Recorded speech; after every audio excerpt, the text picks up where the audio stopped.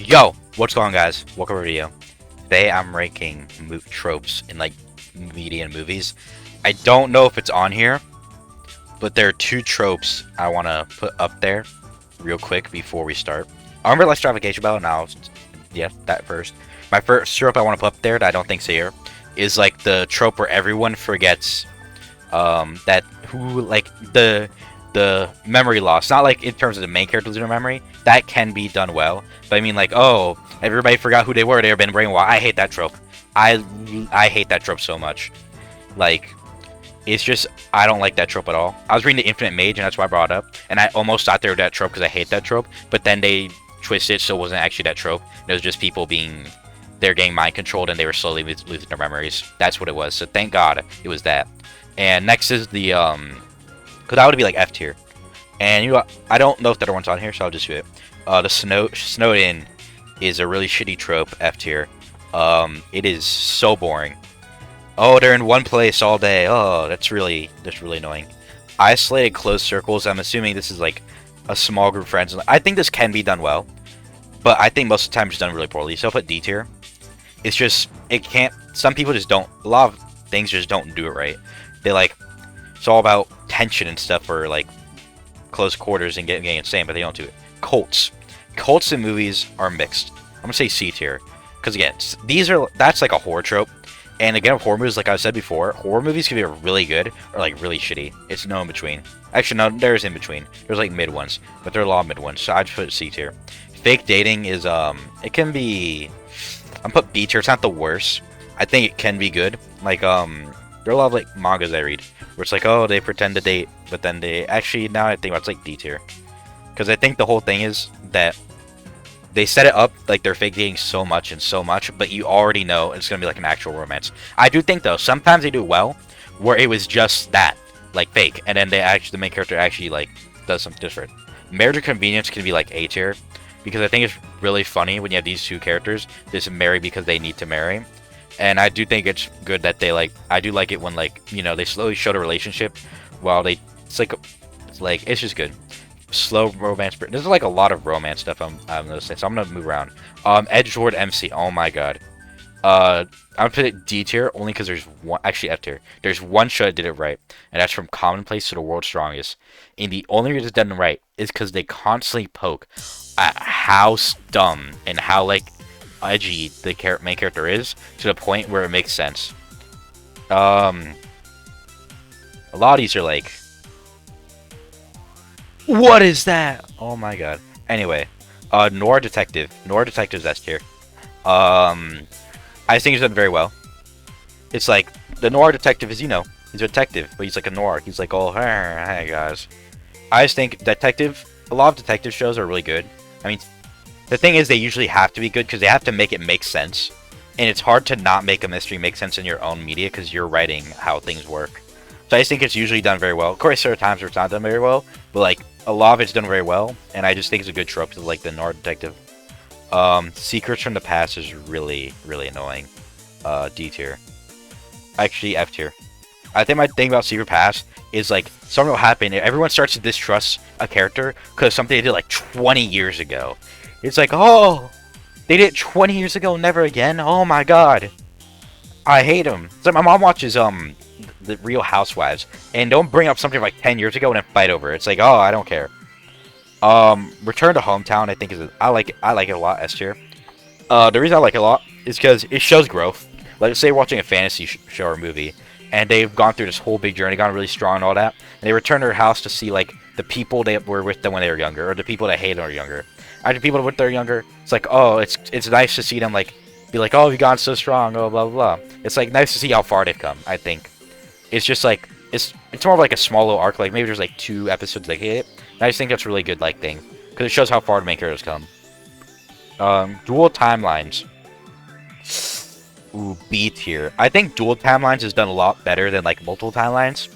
Because I think like, okay, Loki season 2, not dual timelines, but he's in 2 timelines. Or not timelines, but he's in 2 different times in random timeline. And I think that's just done very well because like you're switching back and forth and doing that. And even like the dual timelines, like they're like Spider-Man, Shattered Dimensions is done very well. That's 4 times to be fair, but they all converge as one story. I think that is done very well. And usually things like that are done well. The Chosen One. I think C tier, because it can be done very well or very bad. I think the best Chosen One stories is where they are chosen, but they still have to struggle. It's like Link from Legend of Zelda. Link is the one chosen across time. He is destined to fight Ganon, save the princess throughout all of time in history. But it's the struggle to get there. He's struggling each time. It's not like he has it easy, but he is in the end the one by fate that has to do it.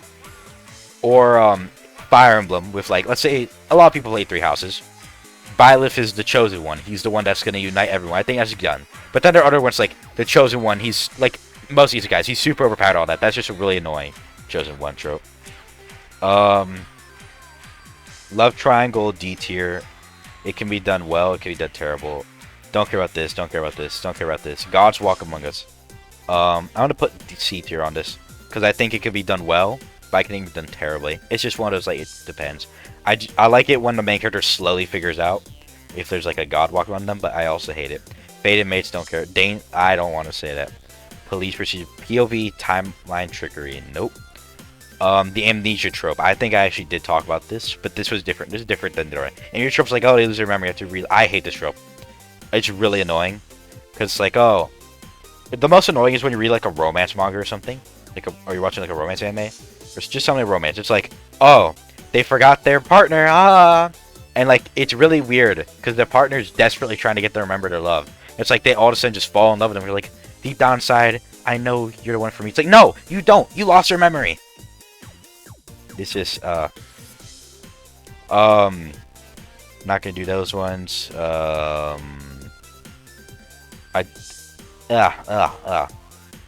Unreliable narrator. I'm gonna give it A tier.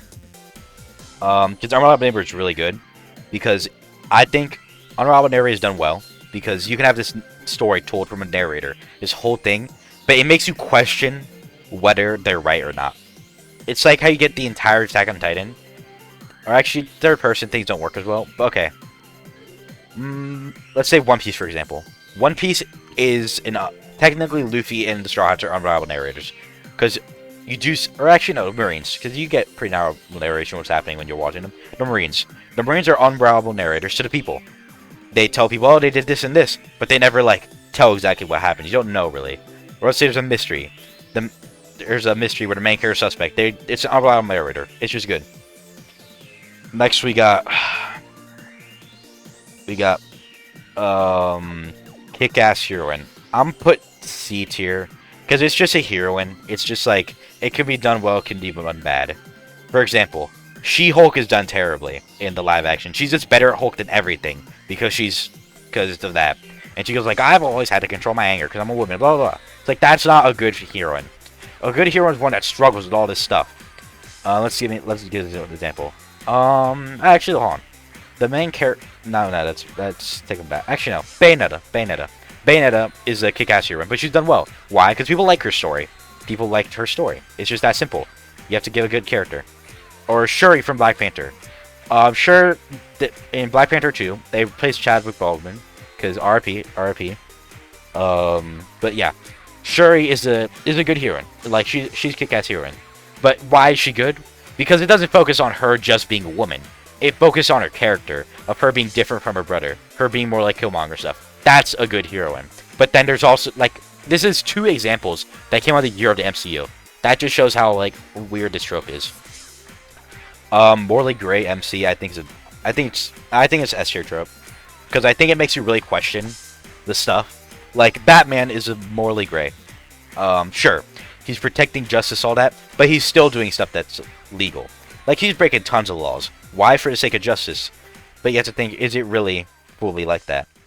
There's just a lot of morally gray MCs that I think work very well. Shadow Hedgehog for one. Or he's not really redeemed villain. Actually, this is Shadow Hedgehog. S tier. I love when a villain's redeemed. In a good way. Actually, A tier. Because there are times where it's not done well. Redeemed villain, when it's done successfully, is the most satisfying thing ever. Shadow the Hedgehog, Vegeta. Those are 2 examples. Again, they're similar characters, but still. Those characters redeem, and I love it. it's so good. It's so good. Seeing Vegeta, seeing when I saw during the Moro arc, Vegeta talking about how he feels so bad and he's doing everything to make up for his past actions, was so good. I love that moment. Or seeing Shadow like reconcile, like not reconcile, but like trying to team up with Sonic to realize he has to do the right thing. That's amazing. That's amazing. Redeem villain, when it's done right, is the most satisfying thing. Creepy Kid, S tier, because actually A tier because of Fregley from Direwave Kid. There you go. Magic School, I think, is very subjective. It's like B tier. Okay, it's magic, so if you don't like magic stuff, it's not gonna be that good for you. But I think Magic School can be done well. I think as controversial as J.K. Rowling is, Harry Potter is a pretty good like Magic School story, where it shows like the ins and outs while showing like all the forebuilding. What I was just talking about the Infinite Mage, that's really good Magic School. Mashal, good Magic School, but there are really bad Magic Schools, like Tropes. Next we have Medieval Fantasy World. Who doesn't love Medieval Fantasy World? S tier. The Lord of the Rings, like the Lord of the Rings. You got all these like good isekais. Dragon Quest is just so sick. You get those knights with mages, all that. That's so cool. Friends to Lover. Dragon Ball is my favorite Friends to Lover story. Dragon Ball Z, Goku and Vegeta are such a cute couple. Put a heart around them. Here comes the MacGuffin. Actually, I'm gonna do that. I'm gonna do like some of these. MacGuffin is like C D tier. It all relies on one item. It all just relies on one item. It's just really, it can be really annoying. Here comes the cavalry, D tier. It's just like, oh, they're struggling. Oh, here comes the cavalry. Oh, it's, oh my god, we're saved because conveniently they came here. It's different. Okay, I've only put D tier because it's different if like they put already that there is people coming. I think that's a good trope. I think it can be done well there if you know there are people coming. Like they've confirmed it. Like not just off screen, it's like, or like not off screen, like on screen, or like they've just got to make. That's good. Road Trip Quest is B tier because again, road trip movies. I don't like road trip movies, but I love quest movies. There are good road trip movies like Mission vs. Machines, but there are amazing quest movies like again Lord of the Rings, one of the greatest movie trilogy of all time. Quests are epic. Road trips can be good if done right. Long Haul is terrible. We're gonna do like these next three and then go a bit. A lot of these ones are really good. Morality Chain is B tier, actually A tier, because again I think it was kind of handy with Redeem Villain, but it can be the opposite because it can be hero turned villain. It's kind of Redeem Villain and hero that's done something wrong. Because Shadow Hedgehog, his morality chain was his promise to Maria. That's what brought him to hero side. But then there's like Jason Todd, his morality chain was his I don't know how, it's not like morality chain, but it's like he had a chain of morality because of like he believed in Batman and getting better. But then realized he didn't like how Batman's doing it. His morality chain, his kind of chain to Batman broke, which caused his morality to break, which is done good. Secret Air, C tier. It can be done well because of like Dororo is really good. I love Dororo. That can be like that's an S tier story. But then there's really bad tier movies like all those like basic Hallmark movies. We're gonna go Time Travel. Time Travel was C tier because it can be done well or it can be done bad. It's Time Travel, I should say. Political Dystopia is a A tier trope. 1984 is a masterpiece, stuff like that. I just realized they're cutting the grass outside. Let's see, let's move on. Space Frontier, S tier, Star Trek. Star Trek's amazing, that's all I have to really say. And military sci-fi. Stargate, good. What's Star Blazers 2099, amazing, so I have to get A tier. Actually S tier, because military and space is such a good combo. Because I feel like the battles are so like grandiose, because you know it's in space. Next we got, I'm gonna skip the Dark Lord. I'm gonna give a A tier trope. Because the Dark Lord can usually be done really well, but I think there's time where the Dark Lord's like too much, where I think it's just a point. No, I don't care. Coming of Age. Coming of Age is good. I'll do this. It's like a B tier. I think Coming of Age is important to most people. It helps a lot of people. It gets like people going through like when I was going through puberty, it helped. Coming of Age stories help me. It helped me. It helps you like realize your way to adulthood. I think it's a good thing. I should have found. Now, Found Family's good. Shout out Hedgehog's technically Found Family. So A tier or B tier. I won't put A tier. Just doing A tiers. Diary format. I don't want. Actually, Diary Wing Kids S tier, so I have to give it S tier.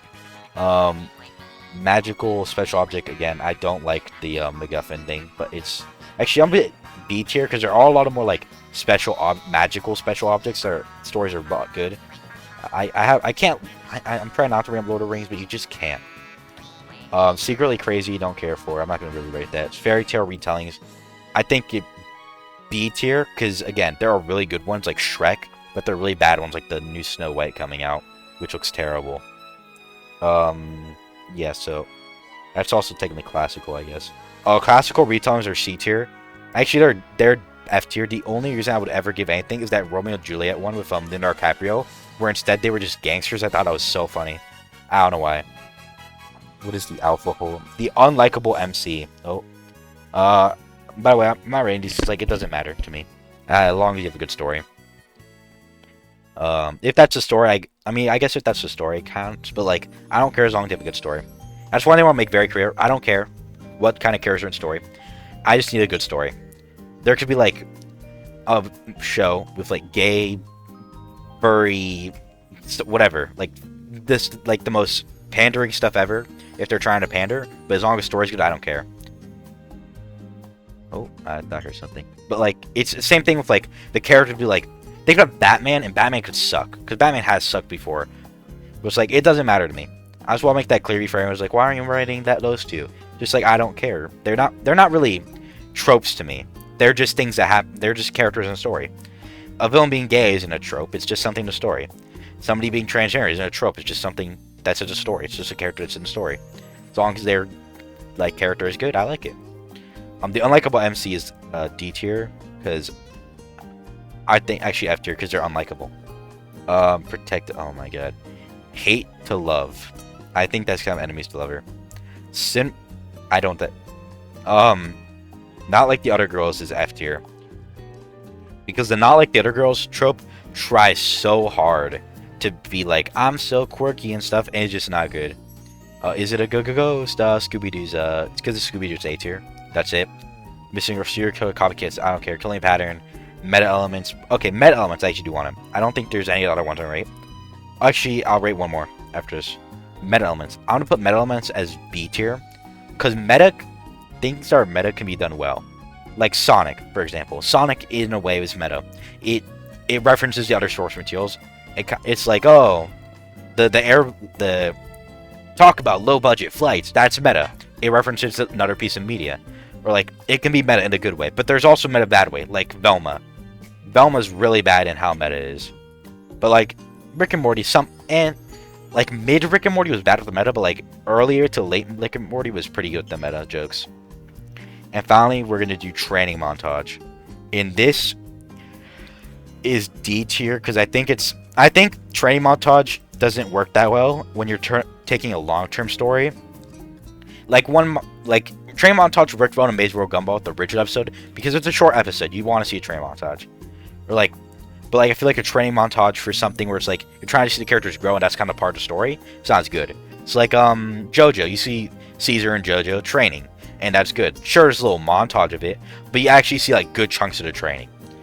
So that helps when you see. I mean, training montage can be done with it's like a montage, but there's big parts of the montage. So yeah, that's all I got for this video.